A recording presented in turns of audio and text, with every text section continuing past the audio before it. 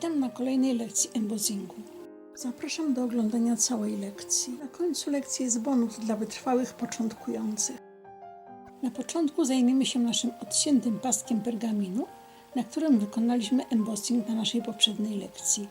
Pierwszy rząd wykonaliśmy narzędziami od największego do najmniejszego, a drugi rząd wykonaliśmy w ten sam sposób, ale jeszcze dodatkowo zrobiliśmy drugą warstwę za pomocą największej kulki. Nasz pasek wyprostował się, pergamin trochę odpoczął i możemy teraz zauważyć, że ten rząd z drugiej warstwy jest bardziej gładki i trochę bielszy. Możemy też zauważyć różnice pomiędzy poszczególnymi elementami. Te wykonane większymi kulkami są trochę bledsze, ale bardziej gładkie, a te wykonane małymi kulkami są bardziej widoczne, ale ich faktura jest bardziej prążkowana. Teraz na naszym pasku wykonajmy kolejną warstwę embossingu, ale narzędziami z troszkę mniejszymi kulkami. Nie róbmy embossingu na całej powierzchni elementu, ale zostawmy około 1/3 powierzchni. Możemy robić embossing od razu w obu rzędach. Również tutaj nie przyciskamy zbyt mocno, nie starajmy się uzyskać zbyt szybko bieli.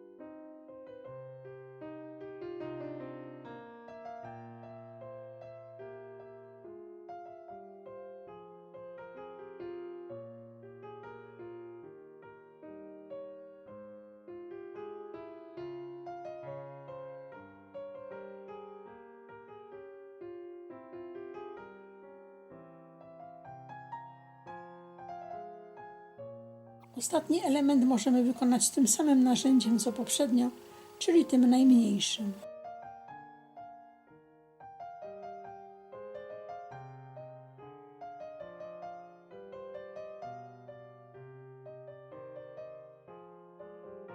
I teraz na drugim rzędzie jeszcze raz wykonajmy drugą warstwę embossingu przy pomocy największej kulki.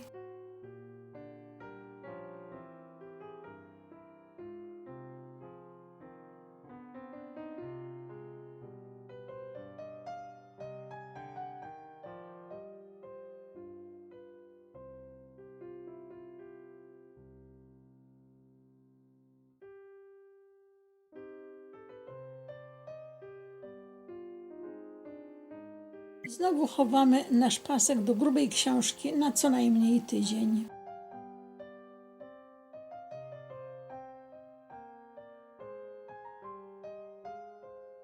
Jeżeli mamy jeszcze miejsce na naszej kalce treningowej, to możemy potrenować embossing różnych elementów, na przykład płatki kwiatów czy listki.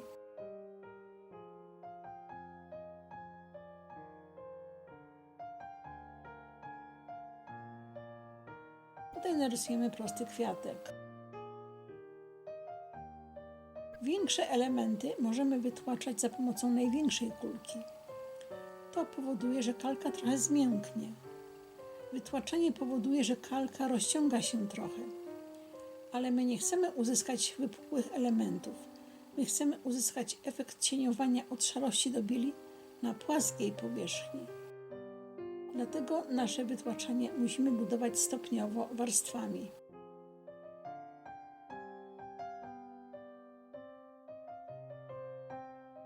Płatki naszego kwiatka wytłaczamy od brzegów w kierunku środka, ale nie dochodzimy do samego środka.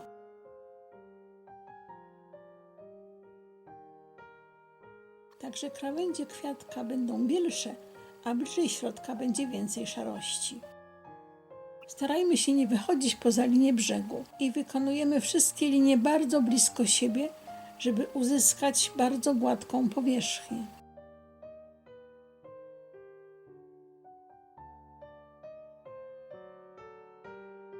Środek kwiatka można wykonać różnymi technikami, ale teraz po prostu wykonujemy tłoczenie najpierw w jednym kierunku, a potem prostopadle, a na końcu robimy kółka. Tak wygląda pierwsza warstwa, a więc wygląda dość blado.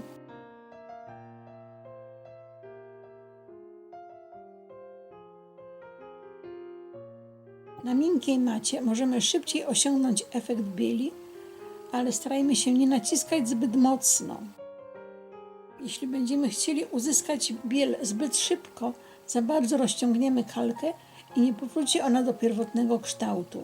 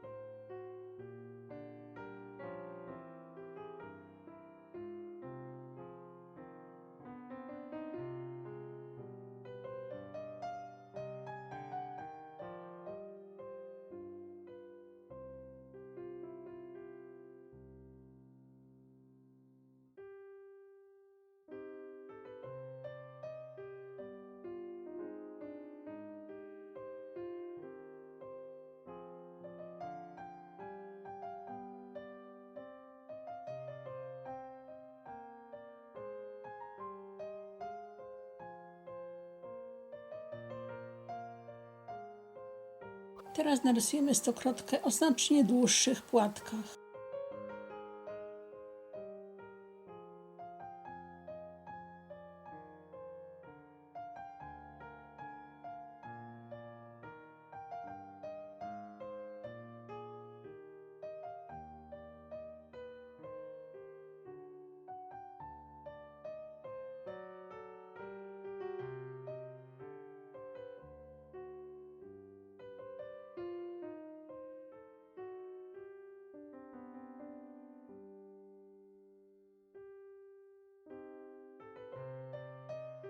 Tutaj możemy użyć trochę mniejszej kulki do wytłaczania płatków.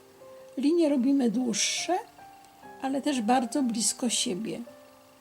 Tutaj faktura może być trochę prążkowana, ale musi to wyglądać naturalnie.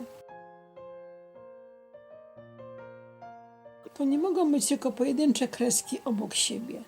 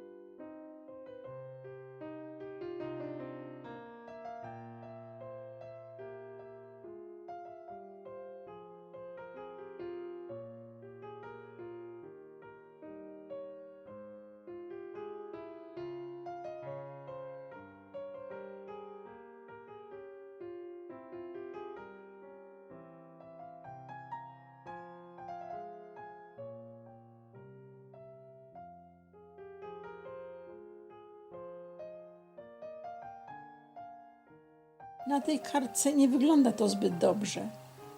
Ktoś tu próbował zrobić embossing zbyt małym narzędziem i efekt wyszedł dość kiepski. Dlatego tak ważne jest, żeby mieć komplet różnej wielkości narzędzi do wytłaczania i dobierać odpowiednie do różnych elementów wzoru. Jedną czy dwiema kulkami nigdy nie osiągniemy dobrych efektów.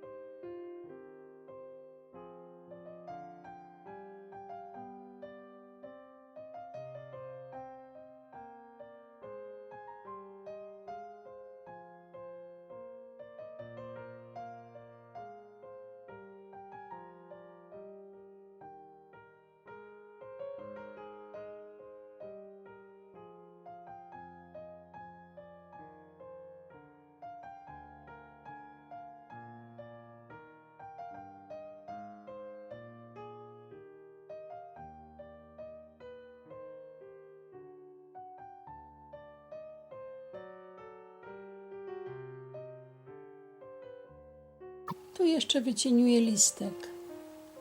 Najpierw z jednej strony wykonujemy linię od brzegu do środka.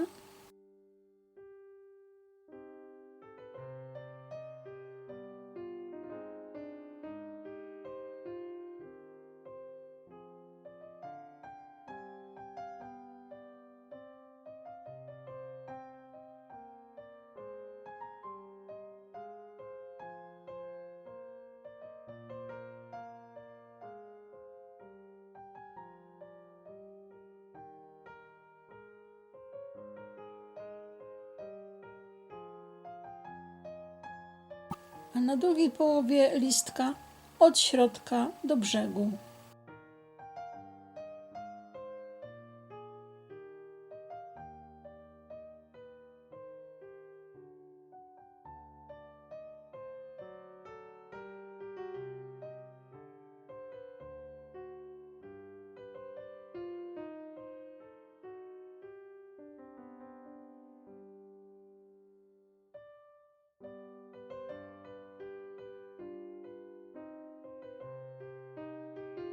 Jeszcze możemy zrobić dodatkową warstwę największą kulką, żeby uzyskać gładką powierzchnię.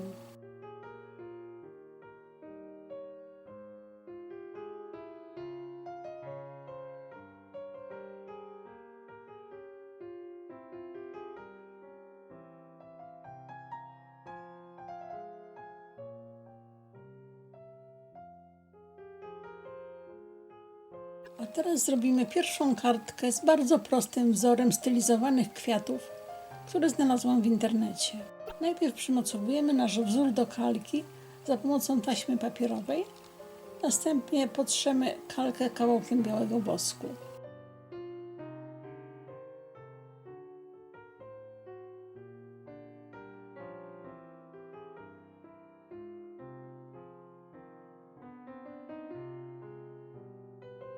I wykonujemy tracing za pomocą najmniejszego narzędzia kulkowego.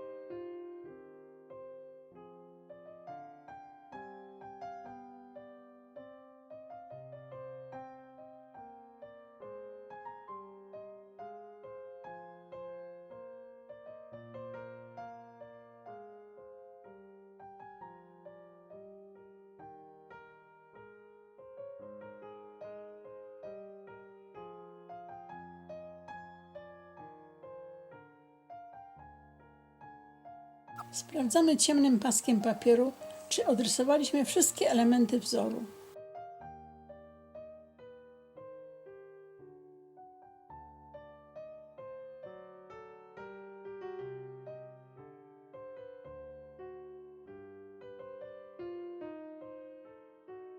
Teraz możemy wykonać embossing. Ja zawsze polecam rozpoczęcie embossingu przy pomocy największej kulki, ale jeżeli nasze elementy nie są duże, to możemy zacząć z mniejszymi kulkami. Embossing płatków kwiatów wykonujemy od krawędzi w kierunku środka i nie ciągniemy linii aż do samego środka. Zostawiamy trochę szarości w centrum.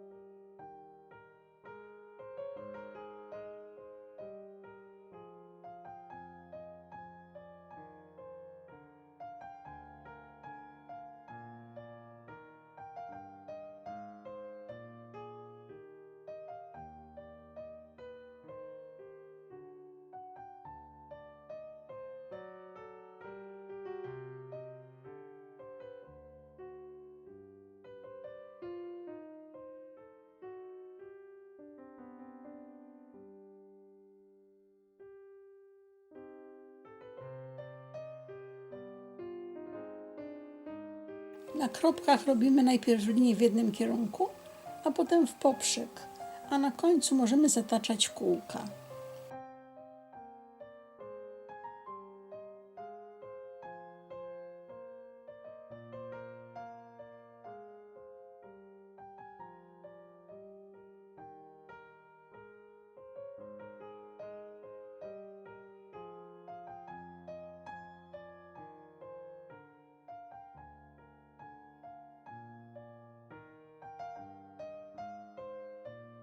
W ten sam sposób jak płatki kwiatów robimy embossing liści.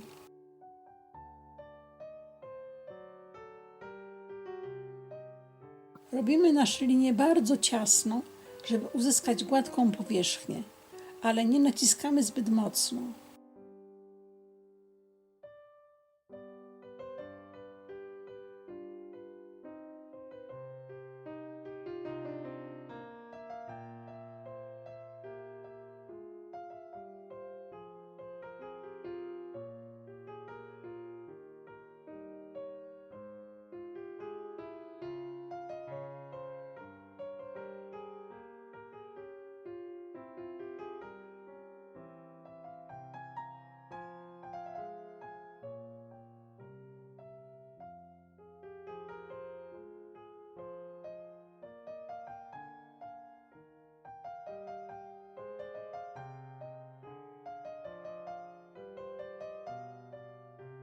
Po zrobieniu pierwszej warstwy wkładamy naszą kartkę do grubej książki, żeby pergamin odpoczął i wyprostował się.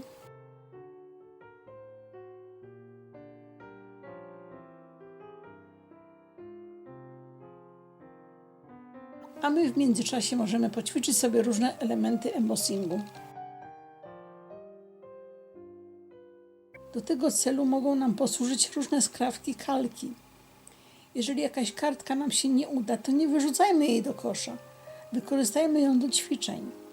Także różne odcięte kawałki zawsze mogą się przydać do ćwiczenia różnych elementów, szczególnie jeżeli wykonujemy je po raz pierwszy.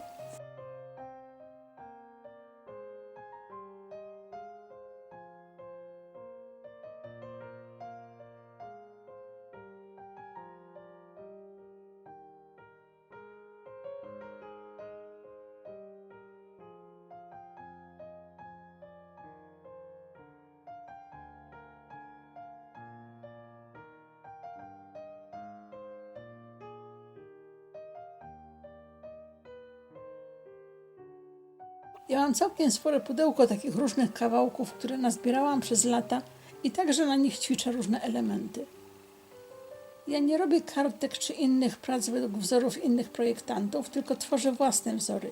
I nie zawsze to, co zaprojektuję, wychodzi za pierwszym razem. Czasami dopiero drugim, a nawet za trzecim. Dlatego najpierw próbuję nowe elementy na różnych skrawkach kalki, a dopiero później robię całą pracę.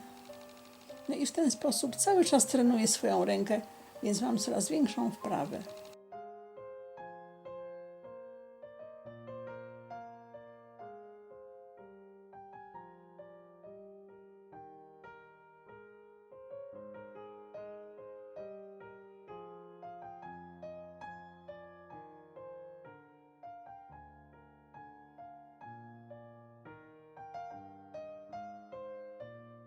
I teraz robimy drugą warstwę trochę mniejszymi kulkami.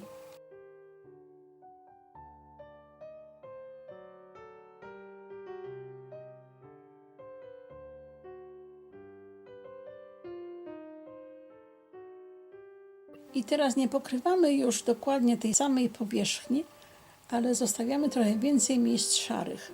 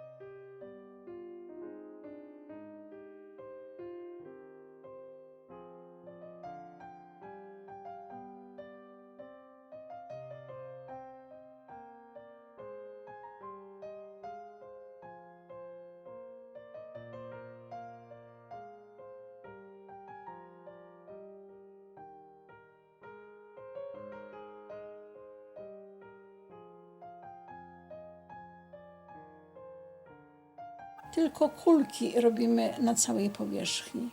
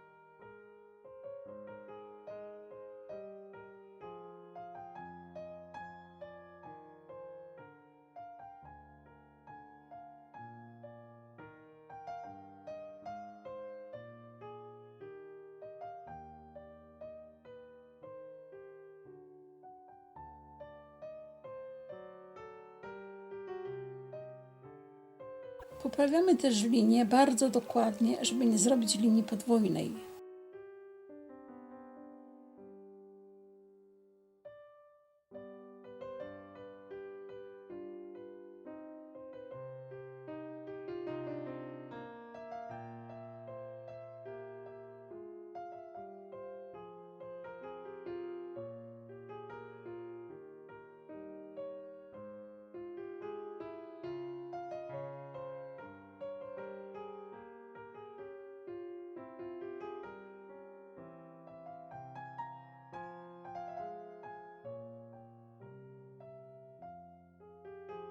I znowu naszą kartkę wkładamy na kilka dni do grubej książki, żeby mogła odpocząć i wyprostować się.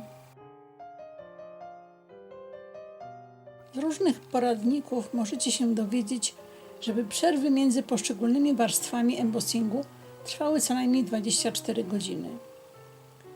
Dla potrzeb tego filmu przerwy między warstwami wynosiły 3 dni. Ja jednak zazwyczaj doradzam minimum tydzień przerwy między poszczególnymi warstwami. Często jednak w swoich pracach robię przerwy znacznie dłuższe. Jeżeli chcemy zrobić ładny embossing, to musimy choć trochę uzbroić się w cierpliwość.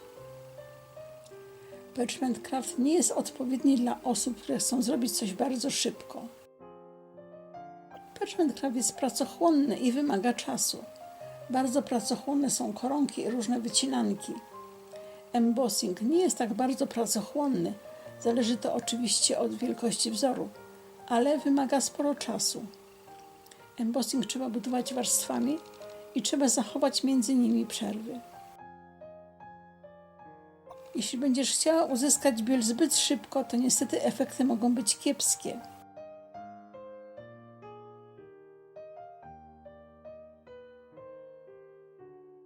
To widać na tych kartkach, gdzie ktoś chciał zbyt szybko uzyskać biel, a uzyskał efekt bombli.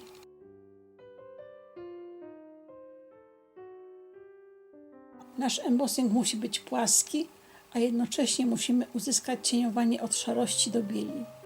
A to możemy uzyskać tylko budując warstwa po warstwie. Musimy jeszcze pamiętać, że na miększej macie możemy szybciej uzyskać efekt bieli, ale łatwiej też niestety zrobić embossing zbyt wypukły.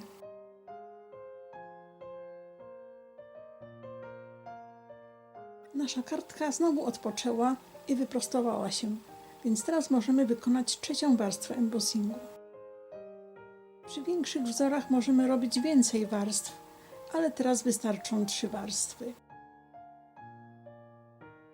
Ponownie wytłaczamy całą powierzchnię kulek, żeby uzyskać efekt bieli.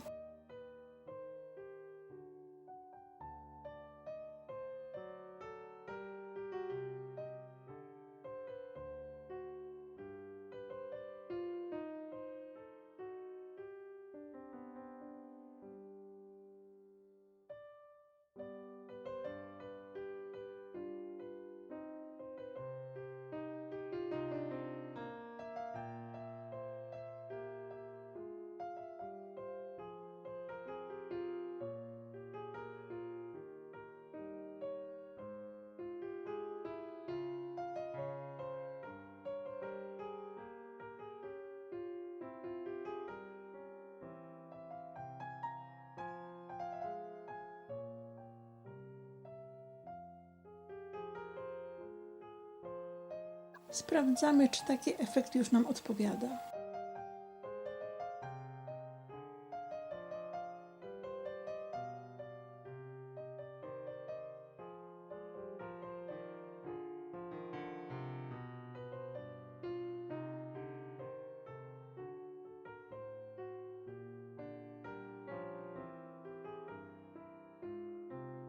Natomiast na płatkach i na listkach podkreślamy tylko pewne fragmenty, żeby uzyskać cieniowanie od bieli do szarości.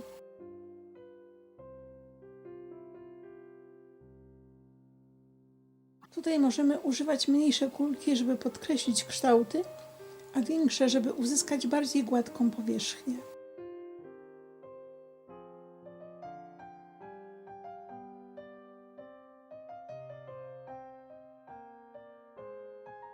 Nie przyciskajmy jednak narzędzi zbyt mocno. Lepiej powtórzyć embossing kilka razy lekko, niż jeden raz mocno.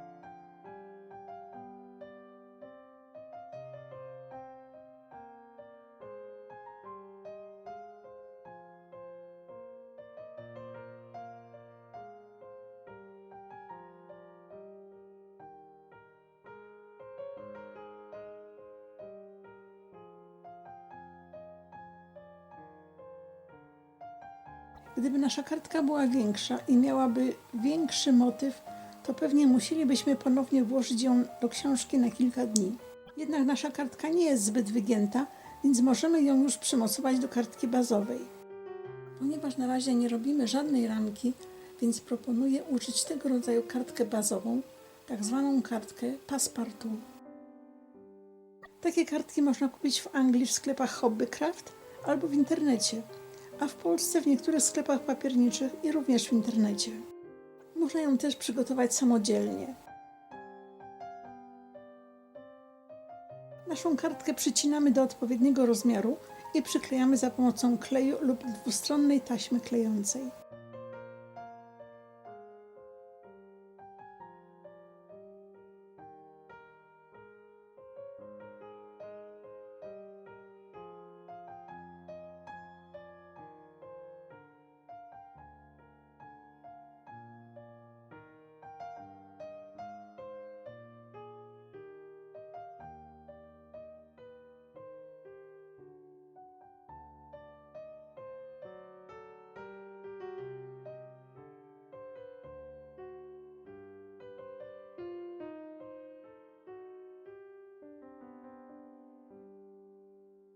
Wkładamy jeszcze na chwilę do książki, żeby się dobrze skleiła.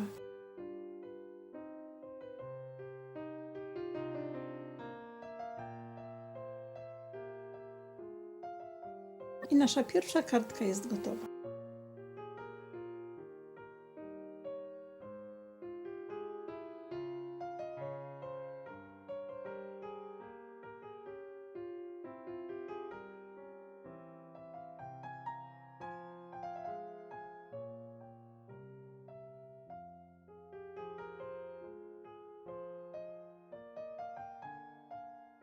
Teraz pewnie pomyślisz, to ja tak długo, prawie miesiąc muszę robić jedną kartkę? No nie, tak długiego czasu wymagają tylko kartki, gdzie główny motyw wykonujemy w technice embossingu. Wiele różnego rodzaju kartek możemy wykonać w ciągu jednego dnia. Na przykład takie wykonane w całości za pomocą płytek multigrid, czy różne koronki wykonane na siatkach FlexiGrids. Oczywiście niezbyt duże koronki. Duże i bardziej skomplikowane wymagają sporo czasu. Możemy też łączyć na przykład motywy z płytek multigrids z różnymi technikami kolorowymi, tak jak na przykład tutaj farby Pintura Paint.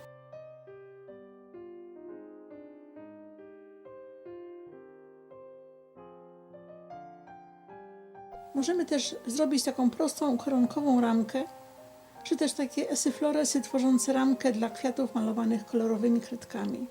Tego rodzaju kartki można wykonać w ciągu jednego dnia. Oczywiście zajmie to mniej lub więcej godzin w zależności od wzoru, wielkości naszej pracy oraz od naszej wprawy. Możemy też zacząć kilka kartek równocześnie, a później stopniowo robić na nich kolejne warstwy. Ja właśnie tak robię i mam wiele różnych jeszcze nieskończonych prac na różnym etapie. Dlaczego tak właśnie robię? Opowiem na naszej kolejnej lekcji. A dzisiaj dla wytrwałych bonus w postaci ekspresowej kartki według tego samego wzoru. Ponownie robimy tracing za pomocą najmniejszej kulki.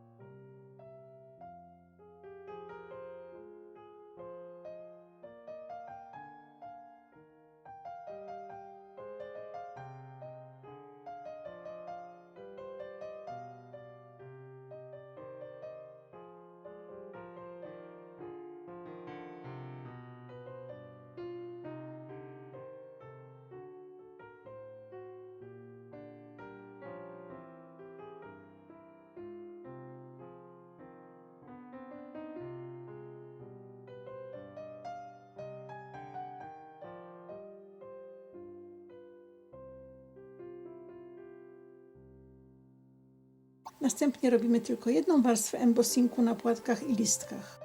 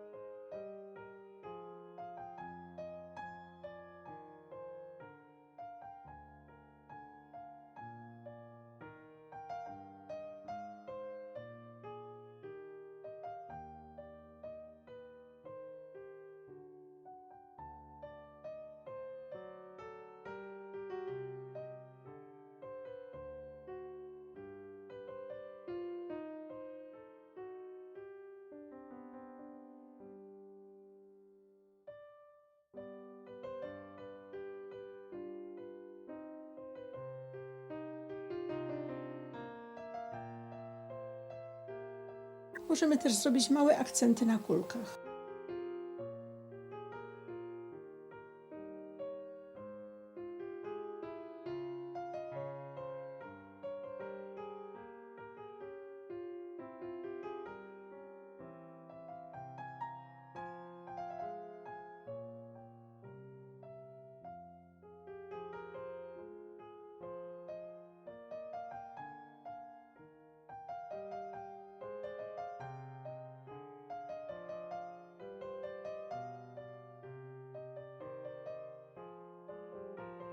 Następnie na spodniej stronie wzoru dodajemy kolor, np. przy pomocy pisaków.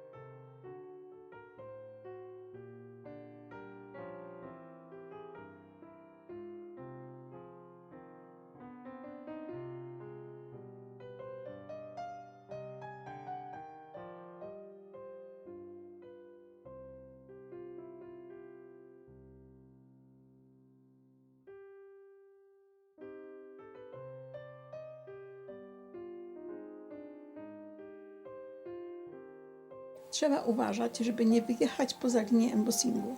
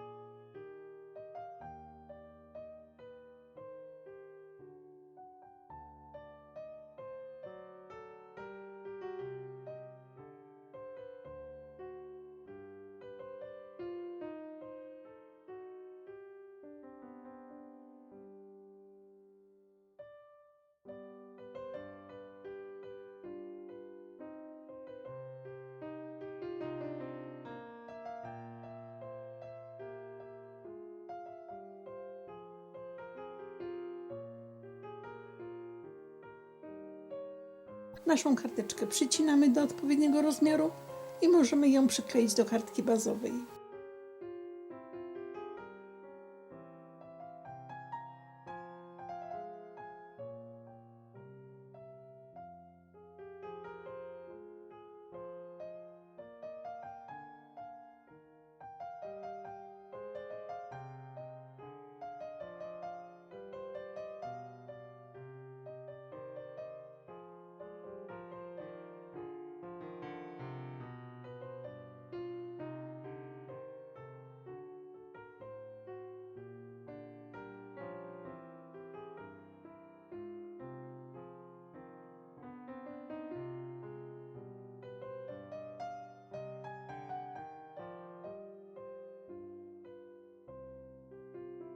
Ja tutaj przyklejam tylko prowizorycznie.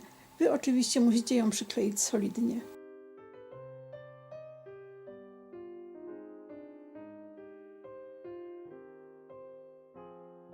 I nasza kartka jest gotowa. Szybko i łatwo dla początkujących. To wszystko na dzisiaj i zapraszam na następną lekcję embossingu.